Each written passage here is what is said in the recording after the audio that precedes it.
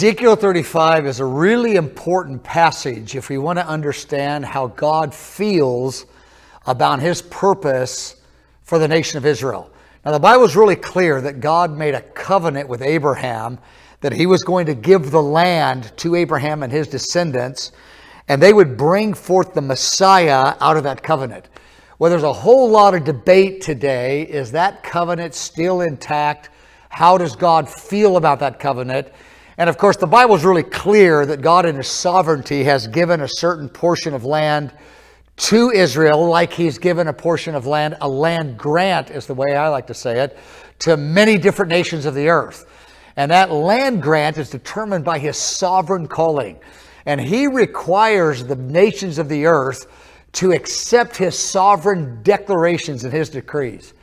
Well, in Ezekiel chapter 35, this whole issue about having a negative attitude about God's sovereign call of giving the land to the nation of Israel, what about that? Because a lot of believers, they don't believe that God has a call for the nation of Israel, and they have some really strong attitudes and even opinions that are very, very contrary to that.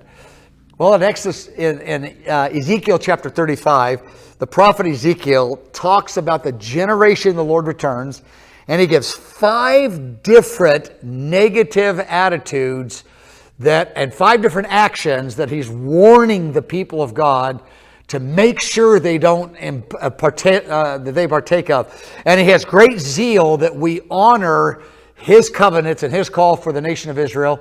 Well, Ezekiel 35 breaks that down, and I just want to encourage you to go look at that chapter, study it, look at those 5 different responses that the Lord is energetic about his people having. And so I want to encourage you to just really ask the Holy Spirit to teach you about that chapter. I've been deeply touched by it.